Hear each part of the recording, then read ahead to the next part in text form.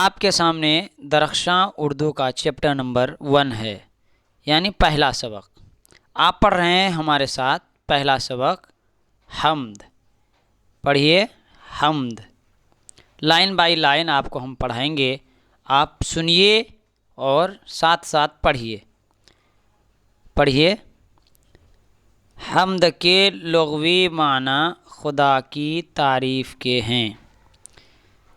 سوال آیا، حمد کیا چیز ہے؟ حمد کس کو کہتے ہیں؟ حمد کس کا نام ہے؟ کس چیز کا نام ہے؟ تو جواب آیا کہ حمد کے لغوی معنی خدا کی تعریف کے ہیں۔ آگے پڑھیے۔ اردو شاعری میں دوسرے اصناف کی طرح حمد بھی ایک مقبول صنف ہے۔ اب یہاں سے لے کر کے یہاں تک 2 ورڈ آیا ہے، ایک ہے صنف، دوسرا ہے اصناف۔ صنف کے کیا معنی ہیں؟ صنف کا معنی ہے قسم، اور یہ صنف جو ہے یہ واحد ہے، اسی کی جمع ہے اصناف یعنی قسمیں۔ یعنی شعر و شاعری کی بہت ساری قسمیں ہیں، اسی قسموں میں سے ایک حمد بھی ہے۔ جیسے نعت ہے، غزل ہے، نظم ہے، اس میں تعریف کی جاتی ہے، تو اس میں بھی انہی کی قسموں میں سے، اردو شعر و شاعری کی قسموں میں سے حمد بھی ایک قسم ہے۔ اب رہی بات کہ اس قسم میں کیا ہوتا ہے، جس کو آگے بتا رہے ہیں، جس میں خدائے رب العزت کی صفات بیان کی جاتی ہے، اور اردو کے تمام شاعروں نے اس صنف میں طبع آزمائی کی ہے۔ اب کہا کہ دوسرے اردو شاعری میں غزل ہے، نعت ہے، تو یہ ایک قسم ہے، تو اسی قسم میں سے حمد ہے، جس میں کیا ہوتا ہے، اللہ کی ذات اور صفات بیان کی جاتی ہے۔ اب کہہ رہے ہیں کہ جتنے بھی اردو شاعر ہیں، جتنے بھی مصنف ہیں، جس نے بھی کسی چیز کو لکھا ہے، تو لکھنے سے پہلے کیا ہے، ہر ایک لوگوں نے اس قسم میں اپنا جوہر دکھلایا، اپنی ہمت دکھلائی، اور اپنی ہمت اور طاقت کے مطابق سب سے پہلے حمد کی ہے اللہ کی ذات، اللہ کی صفات، اللہ کی کبریائی، اللہ کی بڑائی کو بیان کر کے ہی اپنے کام کو شروع کیے ہیں۔ دیکھیے یہاں لکھا ہوا ہے، اردو کا شاید ہی کوئی ایسا شاعر ہوگا جس نے حمد نہ کہی ہو۔ کوئی بھی کلام ہو، اس کی شروعات حمد کے ساتھ ہی کی جاتی ہے، چونکہ خدا کے نام سے کسی کام کا آغاز کرنا متبرک سمجھا جاتا ہے۔ اس لیے بلا تفریق مذہب و ملت اردو کے تقریباً ہر بڑے اور چھوٹے شاعر نے حمد میں خامہ فرسائی کی ہے اور اپنے قدرت سخن کا مظاہرہ کیا ہے۔ اب یہاں سے لے کر کے یہاں تک ایک خامہ فرسائی آیا، اس کا کیا مطلب ہے؟ خامہ کے معنی آتے ہیں لکھنا، قلم بند کرنا، کسی چیز کو نوٹ کرنا، یعنی تحریری شکل میں، لکھت روپ میں کسی چیز کو لکھنا خامہ فرسائی کہلاتا ہے۔ یعنی کوئی بھی ایسا شاعر نہیں ہے جس نے شعر کہی ہو اور سب سے پہلے اس میں حمد نہ کی ہو، حمد نہ کہی ہو، یعنی اللہ کی تعریف میں، اللہ کی بڑائی میں، اللہ کی کبریائی میں اپنے زبان کو نہ کھولے ہوں۔ یعنی ہر ایک لوگوں نے اللہ کی ذات اور صفات کو بیان کیا۔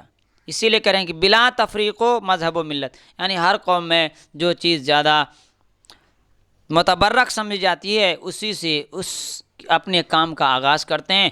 اسلام میں کیا ہے، اللہ کی ذات سب سے بڑی ہے، اللہ کی ذات بہت بڑی ہے، بابرکت ہے، تو ہم لوگ کیا ہے، اللہ کی ذات اور صفات سے ہی اپنی کسی بھی کام کا کیا ہے، آغاز کرتے ہیں۔ اب لکھا ہوا ہے دوسری جگہ، دیکھیے نیچے، خدا خالق کائنات ہے، وہ قادر مطلق ہے، اس کی ذات یگانہ اور یکتا ہے، اس کا کوئی شریک نہیں۔ چنانچہ حمد کے اشعار میں صرف اسی ذات واحد کی صفات کو بیان کیا جاتا ہے، چونکہ خدا کی صفات کی کوئی حد نہیں ہے، بلکہ وہ بحر بے کراں ہیں۔ اس لیے شاعر کے لیے بہرحال اس بات کی کافی گنجائش رہتی ہے کہ وہ جس قدر چاہے خدا کی بے شمار صفتوں کو بیان کرے، اور دراصل یہی اس صنف کی خاص خوبی ہے۔ اب دیکھیے ہم تو سمجھ لیے کہ حمد کس کو کہتے ہیں، جواب ملا کہ حمد کے لغوی معنی خدا کی تعریف کے ہیں۔ پھر ہماری بات سمجھ میں آئی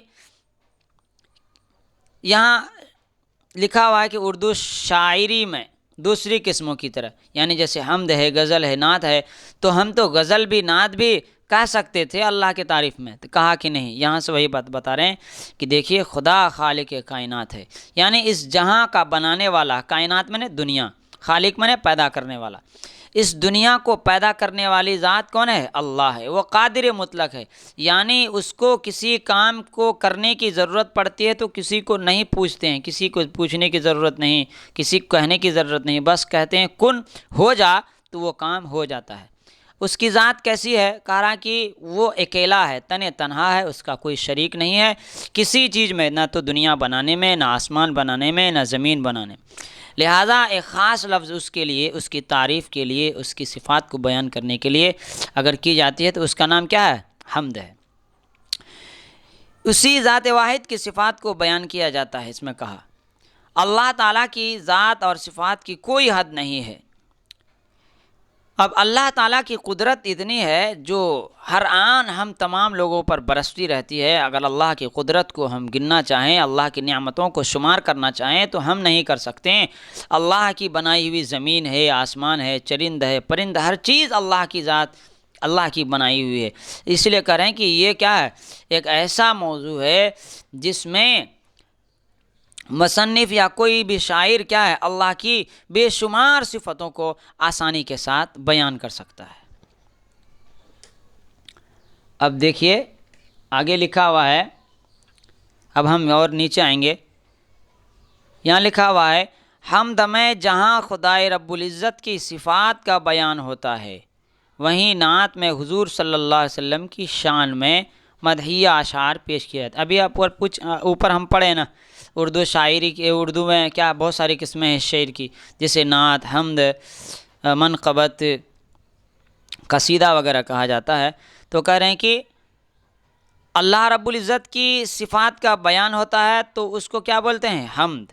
اگر اللہ کے رسول صلی اللہ علیہ وسلم کی شان میں کوئی اشعار پڑھے جائیں، پیش کیے جائیں تو اس کو کیا بولیں گے؟ نعت بولیں گے۔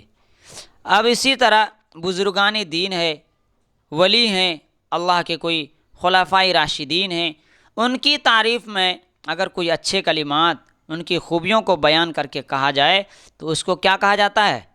منقبت۔ اب اسی طرح جیسے بادشاہ ہے، جیسے پرانے زمانے میں ہوتا تھا، اور بڑے بڑے لوگ ہیں یا کوئی عام لوگ ہے، اس کے کچھ اچھے گن کے بارے میں کوئی بات کہی جائے، ان کے تعریف کی جائے تو اس کو کیا کہیں گے؟ اس کو قصیدہ کہا جاتا ہے۔ تو قصیدہ میں کسی بھی شخص کے اوصاف حمیدہ نظم کیے جاتے ہیں، یعنی بیان کیے جاتے ہیں اس کے اوصاف کو، اس کے کمالات کو۔ تو امید ہے کہ آج کا ویڈیو آپ کو پسند آیا ہوگا۔ آپ جو ہے لائن بائی لائن پڑھیے اور اسی میں تمام سوالات کے جوابات آپ کو مل جائیں گے۔ اب دوسرے ویڈیو میں آپ کو ایک دوسرے انداز سے پڑھاؤں گا۔ آج کے لیے اتنا ہی۔